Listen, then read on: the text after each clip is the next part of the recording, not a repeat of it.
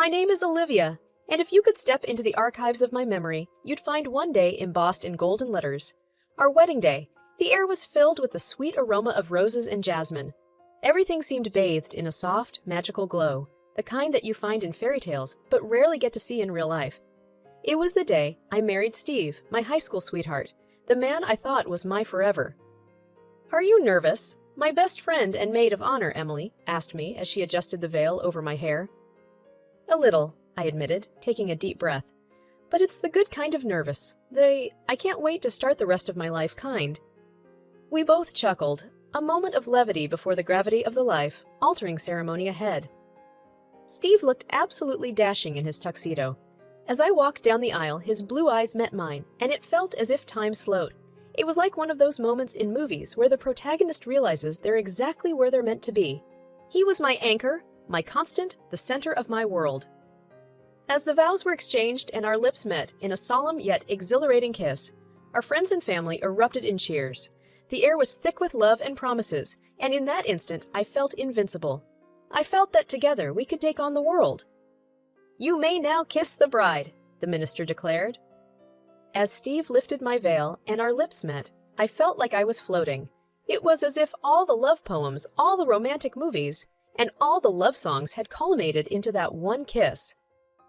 "Finally, Mrs. Olivia Thompson," Steve whispered in my ear as we pulled apart. "And ecstatic to be so, Mr. Steve Thompson," I replied, my eyes glistening with tears of joy. That night, we danced under the stars, our bodies swaying to the rhythm of our hearts.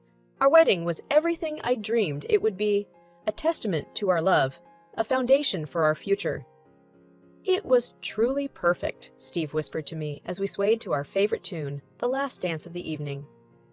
"Yes, we were," I agreed, leaning my head on his shoulder, blissfully unaware of the twists and turns that life had in store for us. For years, that memory remained untainted, cocooned in the sacred space of my heart. So when you picture me, picture that Olivia. The one who thought love was an unbreakable bond, the one who believed in fairy tales. Because that Olivia, naive as she was, still exists somewhere deep down, a testament to the power of love and the sometimes harsh lessons life teaches us. After the magic of our wedding day had slowly given way to the routine of daily life, Steve and I found ourselves navigating new terrains, both emotionally and financially. I remember sitting down one evening at our dining table, a modest one we'd picked out from a local thrift shop when we first moved in together. Amid a sea of bills, our eyes met and we both knew that our lives were taking different directions. I had recently landed a promising opportunity, launching an online business with a college friend. Our venture was an eco-friendly, sustainable products, and to our surprise, it picked up quite fast. Within months, we had expanded our reach and the money started flowing in. Steve was working as a factory worker, a job he'd held since we met. It was steady work, but the income was nowhere near what my business was generating. As I worked late into the night, crunching numbers and devising marketing strategies, he'd come home, tired and worn, smelling of sweat and engine oil. "How was work?" I'd ask as I heard the front door close. Same old," he'd say, kicking off his boots. "But tell me about your day." "It's growing, Steve. We're making connections, forging partnerships. It's all so exciting." "That's my girl," he'd say, wrapping me in his arms. "Sky's the limit for you." But over time, I noticed a subtle shift. He'd still ask about my day, still hug me when I shared good news, but the light in his eyes dimmed, replaced by something I couldn't quite pinpoint. Perhaps envy, perhaps insecurity. It was a flicker, a shadow, easily dismissed, but never entirely gone. "Another successful month, Liv?" he asked one evening, a forced smile on his lips. "Thanks to you," I'd always reply, hugging him tightly. "And you've always believed in me," he would say, but his voice lacked the conviction it once had. The financial dynamics had changed, and although we still laughed and held each other, the laughter was a bit more forced, the embraces a bit less warm. I tried to bridge the gap by involving him in my success, even suggesting he could quit his job to pursue his passion for painting, which he had set aside years ago. "What do you think about setting up a small studio for you?" I suggested one weekend, imagining a space filled with canvases and colors. "I don't know, Liv. It's been so long." "Steve, we can both fly," I insisted, but the words felt hollow, lost in the widening chasm between us. I couldn't put my finger on it, but the magic that had bound us together seemed to be eroding, leaving behind a residue of unspoken emotions and unresolved tensions. Little did I know that the strains would soon reach a breaking point, that the life we had imagined would come crashing down in a way I could never have anticipated. For better or worse, we were setting out on different paths, ones that would test the strength of our love and the depth of our commitments to one another. And as I would soon discover, love is sometimes not enough to keep two people together. Sometimes the paths diverge too far, the distances become too great, and you find yourself standing at a crossroads, a place where all the love in the world can't bring back what was lost. As months rolled into years, the distance between Steve and me widened like a river expanding its banks, yet love, or what I thought was love, kept us anchored. And as my business continued to flourish, I was consumed by a new dream, a dream that wasn't just about Steve and me, but about family, roots, and leaving behind a legacy. One day, as I was reviewing some architectural designs on my computer, I looked up and caught Steve watching me from across the room. The glow of the laptop screen cast a soft light on my face, and I smiled at him. "I'm thinking of building a house for my parents," I finally told him one evening over dinner. "A beautiful, spacious house with enough room for everyone." Steve raised an eyebrow. "That sounds like a grand gesture, Leave. You sure about this?" "I am," I said, my voice firm. "They've given me so much, and this feels like the perfect way to give back." Steve's eyes narrowed ever so slightly, but then he nodded. "If it makes you happy, Liv, I'm all for it." And so, the blueprints turned into foundations, the foundations into walls, and the walls into a home. It was a sprawling mansion of a house, set on a picturesque piece of land. My heart swelled with pride the day the construction was completed, as if the house itself was a testament to my love for my family, to the ideal Steve and I had once shared. "We'll move our families here," I whispered to Steve as we toured the finished house for the first time. My arm looped through his. "It'll be our forever home filled with love and laughter." "Sounds perfect," he said, but his voice lacked the enthusiasm I'd hoped to hear. It was as if he was agreeing to a distant dream, a cloud floating high above but never touching his reality. "What do you think about the kitchen?" I asked, excitedly pointing to the state of the art appliances and the marble countertops. "Mom's going to love this." "It's great, Liv. Everything's great," he replied, his gaze distant. "Is something bothering you?" I probed. "No, it's just a lot to take in," he said, avoiding my eyes. I should have seen the signs then, the reticence hiding behind his carefully chosen words. I should have read into his distant look, the emotional detachment that was becoming more and more palpable. But I didn't. I was blinded by my own success, by my own desire to share that success with those I loved. So when the house was finally ready, standing there like the physical manifestation of my dreams and hopes, I thought it was our new beginning. I thought it was our new beginning. I thought it was a page turned, a chapter begun afresh. I thought that this house, this grand gesture, would fill the widening gaps in our life, would bring us closer to the fairy tale we had lived on our wedding day. I was wrong, but I wouldn't find out just how wrong I was until that fateful day when everything I'd built, both literally and metaphorically, came crashing down. The house stood, a monument to my love, my ambition, and my blindness, all rolled into one, and as I would soon discover, it would become the battleground for the unraveling of all the promises, spoken and unspoken, that Steve and I had once made to each other. It was a sunny afternoon, the kind that felt full of possibilities, as Steve and I pulled up to the driveway of the newly completed mansion. My heart pounded with excitement. I couldn't wait to give my parents the grand tour, to see the wonder in their eyes and the pride on their faces. "Today's the day, Liv," Steve said, squeezing my hand as we stepped out of the car. "Are you ready?" "As ready as I'll ever be," I replied, my eyes surveying the magnificence before us, a physical manifestation of years of hard work and dreams. Just as I was about to step inside, I heard the sound of another car pulling up. I turned around to see a familiar car, Steve's parents' battered SUV. "What are they doing here?" I whispered to Steve, surprised. "Oh, I invited them," he replied nonchalantly. "I thought they should see the place too." "But this was supposed to be a special day for my parents," I said, a tinge of disappointment in my voice. "Don't worry, Liv. There's enough room and grandeur to go around," he assured me, but his words seemed void of warmth. As we welcomed his parents, I couldn't shake the feeling that something was off. The atmosphere felt tense, like a string pulled too tight. My intuition, which I had ignored too many times before, sent warning signals I couldn't decipher. The tour began, and I guided our families through the maze of rooms, each one a tribute to my relentless determination and ambition. My parents were clearly moved, their eyes misty with pride and gratitude. But throughout the tour, Steve and his parents whispered amongst themselves, their body language increasingly uneasy. Finally, we stood in the grand living room, its cathedral ceilings rising high above us. It felt like the perfect moment to announce my plans for the house, the grand finale of this emotional journey. "I built this house for my family," I began, my voice tinged with emotion. "For my parents who've given me everything, and for the family that Steve and I would have someday. This is more than just a house. It's a home where I hoped we would all make countless memories." As the words left my lips, I noticed Steve exchanging glances with his parents. Before I could ask what was going on, he took a step forward. "Actually, Liv," he began, his voice eerily calm.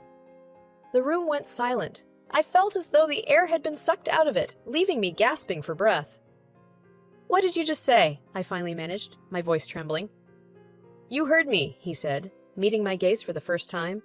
"You can leave." I looked around, stunned. My parents were speechless, their faces etched with confusion and hurt. Steve's parents, however, looked almost triumphant, as though they'd been waiting for this moment.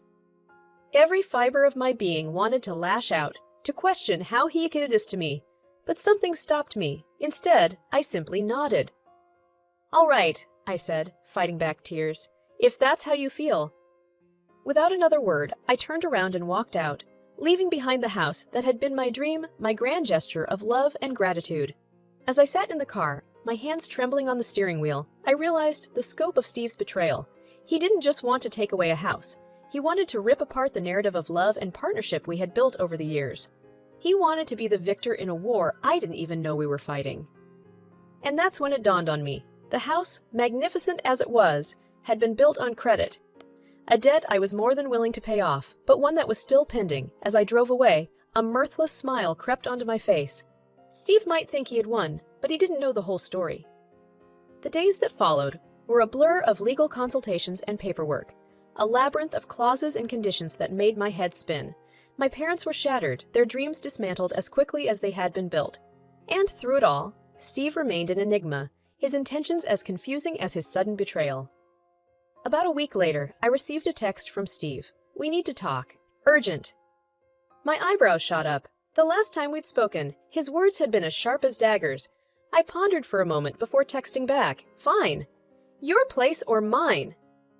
"Yours?" he replied almost instantly. As I opened the door to let him in, I couldn't help but notice the worry etched on his face. Gone was the smug confidence that had marked our last interaction. "What's so urgent?" I asked, keeping my tone neutral. "I've been getting calls from the bank," he began, pacing nervously. "They're saying that the house is built on credit and the first payment is due. Why didn't you tell me?" "Didn't you say you and your parents would be living there? The responsibility's yours now," I said, my voice icy cold. "This isn't a joke, Olivia. That's a lot of money and you know my job can't cover it," he argued. "And whose fault is that?" I countered. "You wanted the house, you wanted me out, and you got what you wished for." "Look, can you at least sign it back over to you and sort this out?" he asked, desperation creeping into his voice. "Why should I? You were so eager to claim it, along with your independence from me. Deal with it." Steve's face flushed a deep red. "You set me up," he accused. "I didn't set you up. I built a home on the premise of shared love and responsibility. You were the one who changed the terms," I retorted. He stared at me, realization dawning in his eyes. "So what happens now? Are we done?" "You told me to leave, remember? You made that choice for both of us," I said. "In that case, I want a divorce," he declared, his voice thick with emotion. A wave of sadness washed over me, not for the love lost. That had been gone for some time, but for the trust broken, the partnership dissolved. Still, I nodded in agreement. "If that's what you want, then so be it," I said, resolute in my decision. "You realize this means I'm saddled with $1 million debt?" he said, his eyes searching mine for a flicker of regret. "You chose that path, not me," I replied, meeting his gaze unflinchingly. We stood there, Two people who had once vowed to stand by each other, now separated by a chasm of betrayals and broken promises. The air between us was thick with the weight of unsaid words, the finality of a chapter closing. He walked out, and as I closed the door behind him, I knew it was more than just a physical departure.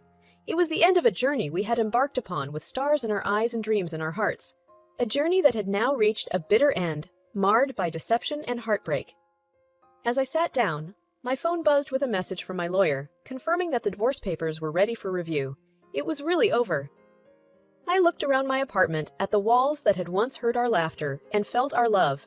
Now, they stood as silent witnesses to a love story that had gone awry, a tale of dreams built and demolished. But as the saying goes, sometimes things have to fall apart to make way for better things. And as I scrolled through the divorce papers, another thought crossed my mind. Steve might have left me, but he had also left himself with $1 million debt. It was a burden he would carry, a lesson learned the hard way. And me, I was finally free, unshackled from a love that had turned toxic, a relationship that had lost its way. It was the end, yes, but it was also a beginning, a fresh start that I had paid a heavy price for, but one that I would seize with both hands. As the sun dipped below the horizon, casting its golden glow over a world tinged with both sorrow and hope, I couldn't help but think that sometimes the most painful endings are also the most liberating ones. And so, with a newfound determination and a heart ready to heal, I braced myself for the journey ahead. A journey that would be all my own, steered by the choices I made, fueled by the lessons I'd learned. It was the end of an era, but it was also the start of something new. And for the first time in a long time, that thought filled me with a sense of peace, a sense of closure. After all, sometimes you have to lose it all to find yourself again. The divorce proceedings went smoother than I expected. Perhaps it was because we had no children. Or maybe it was because we both knew that the end had been long overdue. Within weeks, the papers were signed, and just like that, the legal ties that bound us were severed. But for me, it was a bittersweet moment. I sat alone in my apartment, the divorce papers lying on the table in front of me like a grim trophy. My phone buzzed. It was a message from Steve. "Can we meet one last time? There are things I need to say." I hesitated. What more was there to discuss? But maybe, just maybe, this was the closure we both needed. I agreed. We met at the cafe where we'd had our first date, a place once filled with the promise of love, now serving as the backdrop for our final farewell. "You look good," Steve said as he sat across from me. His eyes seemed tired, weighed down by the events of the past weeks. "You too," I lied. He looked defeated, as if life had drained the vitality out of him. "I guess this is it," he began, avoiding eye contact. "It is," I said, staring into my cup of coffee. "Do you regret it? Us?" he asked softly, finally meeting my gaze. I thought for a moment. I don't regret the love we had, but I do regret what we became. Steve nodded, as if expecting this answer. "I messed up, Liv. I let greed and ego cloud my judgment, and now I'm paying for it." "And what about me?" I asked. "What was I supposed to pay for?" "I don't know," he admitted. "I guess I thought you'd always be there, regardless of how I treated you. I took you for granted, and that was wrong." "Yes, it was," I said, my voice tinged with bitterness. "You decided the fate of our relationship the moment you told me to leave our home, the one I built." Steve sighed. "It's under foreclosure now. My credit is ruined, and I've moved back in with my parents. My life has fallen apart." I looked at him, the man I had once pledged to love in sickness and in health, in richness and in poorness. How quickly those vows had been shattered. "Sometimes, life gives us the lessons we refuse to learn ourselves," I said. "I suppose you're right," he conceded. A silence enveloped us, heavy with the weight of our shared history and individual mistakes. We had come full circle, back to the very place where our love story had begun. Only now it was ending. "Goodbye, Steve," I said, standing up. "Goodbye, Liv. I hope you find the happiness you deserve," he replied, his eyes meeting mine one last time. As I walked away, I felt an overwhelming sense of finality. This chapter of my life was closed, sealed away with ink on legal papers and tears in deserted cafes. The man who had once been my everything was now a stranger, a footnote in the story of my life. It was a sobering thought, but it was also liberating. I was free to rebuild, to rediscover the woman who had been lost in the maze of a toxic relationship. I could focus on my career, nurture the relationships that truly mattered, and most importantly, love myself unconditionally. As I stepped into the crisp evening air, my phone buzzed again. It was a message from an old friend, someone I had lost touch with during the whirlwind of my marriage and subsequent divorce. Long time Liv. Would love to catch up when you're free. A smile spread across my face. Yes, it was the end of Steve and me, but it was also the beginning of so many new possibilities. And just like that, the door to the past clicked shut, allowing the windows to the future to swing wide open. Months had passed since the divorce was finalized, and life had started to return to its normal cadence, or at least a new version of normal. My career continued to thrive, and my relationships with friends and family were stronger than ever. I had rediscovered the Olivia who loved life, who found joy in simple things, and who didn't define her worth by someone else's behavior. One day, as I was working on a project, my phone buzzed with a message from Lisa, a mutual friend who had somehow managed to maintain her friendship with both Steve and me despite our messy breakup. Hey Liv, just wanted to give you a heads up.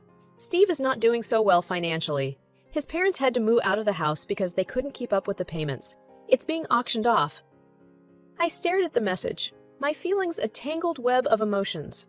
There was relief, a touch of vindication, and also a pang of, was it guilt? Before I could delve deeper into my emotional quagmire, another message popped up. Olivia, can we talk? I need your help. For a moment, I was transported back to our happier times, when I need your help was a phrase filled with love and mutual respect, not desperation and deceit.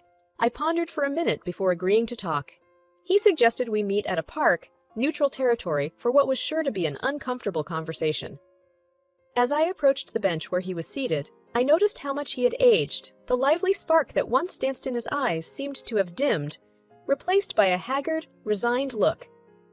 Olivia, he said softly as I took a seat beside him. Steve, I acknowledged. I guess you've heard about the house, he began, skipping any pretense of small talk. Yes, I heard. I don't know what to do, Liv. My credit is ruined, my job is unstable, and my life is a mess, he said, his voice tinged with desperation. What do you want from me, Steve? I asked, cutting to the chase. I need money, Olivia, to settle my debts, to get my life back on track. I know I don't have any right to ask, but you're my last resort, he pleaded. For a second, our entire relationship flashed before my eyes. Our first date, our wedding day, the happy times, and the eventual fall. And then I thought of the house, my dreams, and his betrayal. Are you asking for revenge, Steve? Or justice for what you did? I asked, looking him squarely in the eye. I don't know. Maybe both, he said, his voice almost a whisper. I paused, taking a deep breath.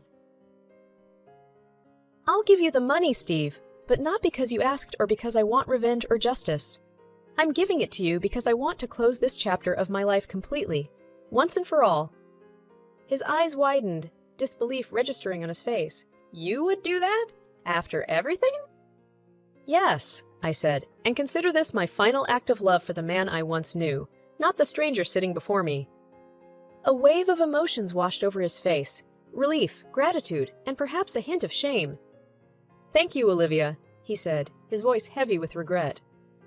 Don't thank me, Steve. Just take this as a lesson and make better choices in the future.